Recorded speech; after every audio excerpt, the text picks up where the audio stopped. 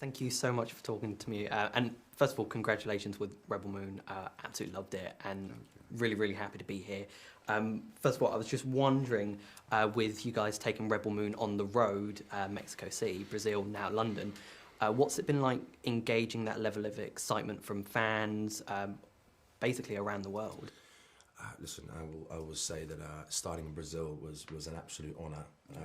The level of passion they have, not just as a culture but for film, is really just phenomenal and very, very humbling. Yeah, we had a great time over there. They were just it's a world apart. Yeah, they definitely have a different love for movies. Fantastic. Than I'm used to.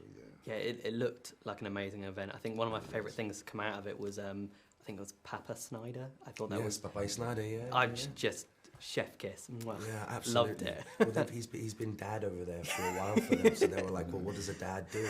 He makes barbecues, obviously. So we did a traditional barbecue with the guys, and it was tons of fun. It looked amazing. Yeah. And obviously as Tarek and General Titus, both very physical roles.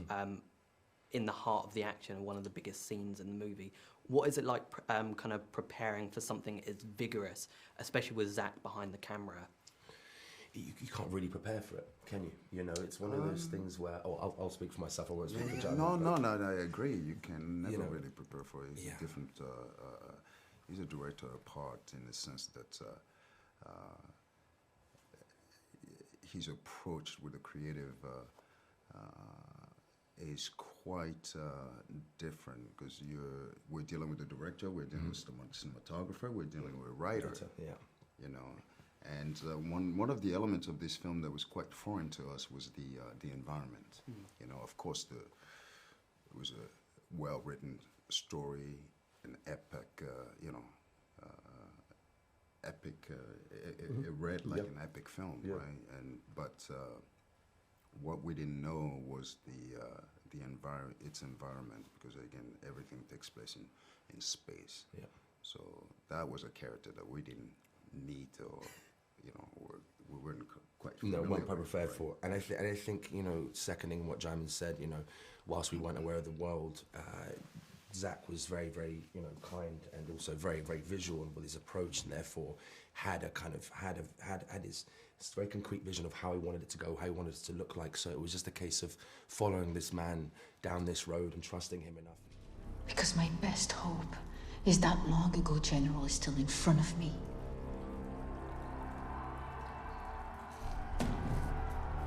What do you want from me? My men are dead because of my surrender. I'm tired of reliving that nightmare every day. Now, please, leave me and let me die in peace. And you mentioned a little bit about kind of meeting your characters, and what was it like kind of getting into that role, or just discovering the history of your characters, where they came from, what they're made of? I think what was cool about this is, sometimes when you do action movies, the character or the arc kind of gets left to the wayside and comes second to the stakes and the epicness. And what was really great, and what I think you guys will discover in part 2, is that this is a beautiful amalgamation of action and real character-driven drama, and I think it meant that the preparation was a two-pronged kind of attack. On one side, it was prepare physically. On the other side, it was make sure you still have a real idea of your character and the emotions, because both things will play. So it was a kind of a dance between both those two things, for me at least. Yeah. It was a beautiful dance. Absolutely. And just kind of to round up, to get people excited, if you were to describe Rebel Moon Part 1 in just one word, or a few, I'm not going to, tell you off. No. What word would you kind of pick?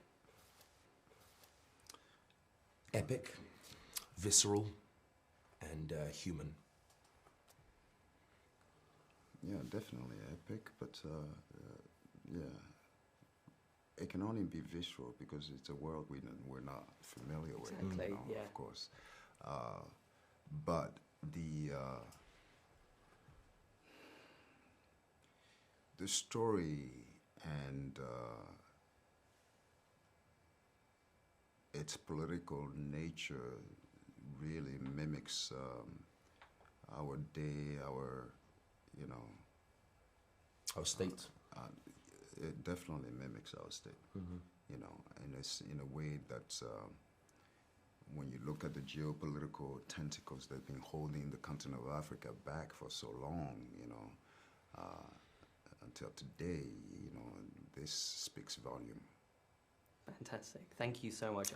James, thank you so much. And I can't wait for everyone to see Rebel Moon. I can't wait to watch it again.